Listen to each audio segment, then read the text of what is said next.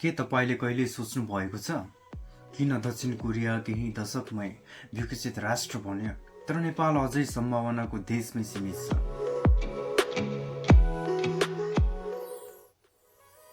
नमस्कार।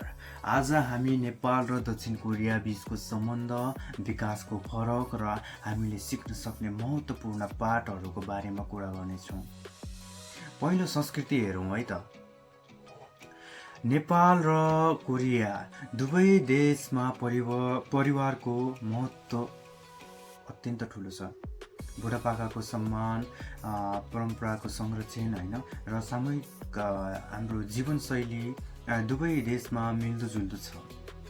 तर फरक कहाँबाट सुरु हुन्छ त? दक्षिण कोरिया आज प्रविधि, उद्योग र शिक्षामा विश्वकै अगाडि छ। सामसुङ, हुन्डाई जस्ता कम्पनीहरूले विश्वमा प्रभुत्व जमाएका छन्। तर 1950 को दशकमा फर्केर हेऱ्यो भने है, कोरिया पनि गरिब र युद्धग्रस्त देश थियो। हो, साँच्चै भनेको नेपालभन्दा पनि कमजोर अवस्थामा थियो। तर के भयो त? कोरियाले रोज्यो अनुशासन, शिक्षा र दीर्घकालीन योजना। यहाँ काम समयमै हुन्छ।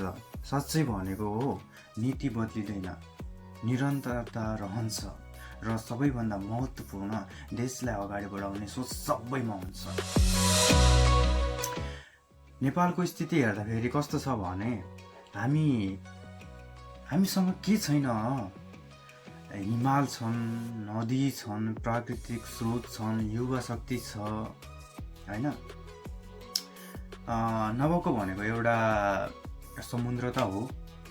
तर समस्या कहाँ छ भने नि, मेन राजनीतिक अस्थिरता हो के सबभन्दा मेन भनेको अहिले। अनि योजनाको अभाव पनि हो, यो प्रब्लमहरू आउने। अनि र कामभन्दा बढी चाहिँ कुरा गर्ने बानीले गर्दा चाहिँ हाम्रो देशमा विकास हुन नसकेको एउटा त्यो हो। अर्काको कुरा काट्ने होइन, यसो दिइहाल्ने, यसो यही कारणको सम्भावना भएर पनि परिणाम देखिँदैन होइन। हो, साँच्चै हो यो कुरा। तर एउटा सकारात्मक कुरा पनि छ है फेरि। नेपाल र कोरिया बीचको सम्बन्ध गाढा पनि छ। कतिलाई थाहा छैन, EPS प्रणाली मार्फत हजारौं नेपाली कोरिया आएका छन्। साँच्चीकै उनीहरूले यहाँबाट सिकेका छन् अनुशासन, सिप र कार्य संस्कृति। साँच्चीकै हो, ती युवाहरू 16वटा देशहरूमा पनि नेपाललाई नै प्राथमिकता दिएर बढी सङ्ख्यामा उनीहरूले छनौट लिन्छ। अहिलेको नयाँ सरकारसँगै मिलेर गऱ्यो भने नि धेरै परिवर्तन हुन सम्भव छ।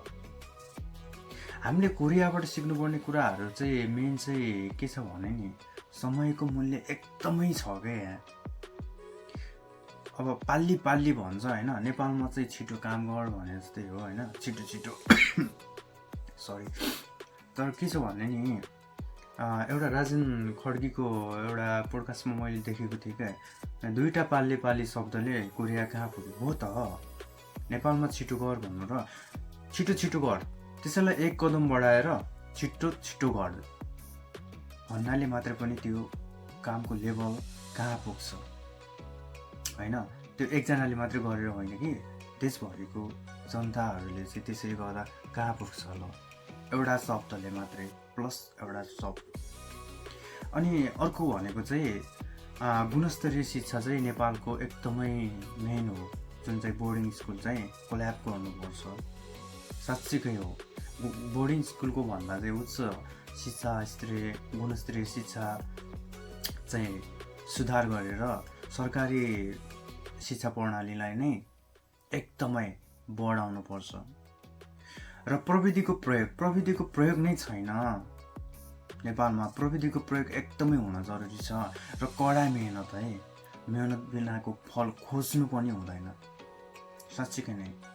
र देशप्रतिको जिम्मेवारी नागरिक भन्न हामी सबैको दायित्व हो। अहिले नेपाल पनि परिवर्तनको चरणमा छ जहाँसम्म लाग्छ, किनकि नयाँ सरकारको लगानी भित्राउँदैछ होइन। डिजिटल विकास गर्ने प्रयासमा पनि छ।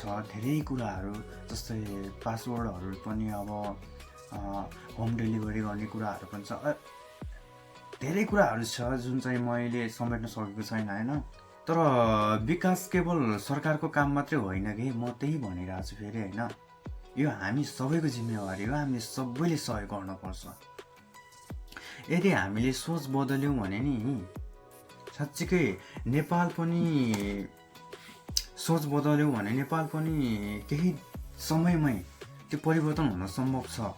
काम गर्ने तरिका सुधार्यौँ भने र सिकेको कुराहरू लागू गऱ्यौँ र लागू गर्ने एउटा प्लेटफर्म होइन त्यो सेक्युरिटीहरू सरकारले दिन्छ भने चाहिँ साँच्चीकै नै देश परिवर्तन हुन धेरै टाइम लाग्दैन।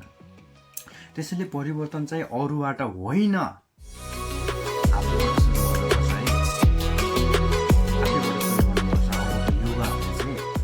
साँच्चीकै हो। र म यति भन्दै यो विषयलाई चाहिँ म यहीँ समाप्त गर्दछु। धन्यवाद। र यदि मन परेछ भने चाहिँ कमेन्ट गर्नुहोला, सब्सक्राइब गर्नुहोला होइन। र नेक्स्ट पार्टको लागि पनि तपाईँले सल्लाह सुझाव दिनुहोस्। र यो प्रकारको यहाँ यो कमजोरी तपाईँले भेरी मजाले कुरा गर्नुहोस् है, मजाले कमेन्ट दिन सक्नुहुन्छ। मन परेन यसमा गर अलि सुधार मजाले भन्नु, म त्यसमा सुधार गर्ने प्रयास गर्छु।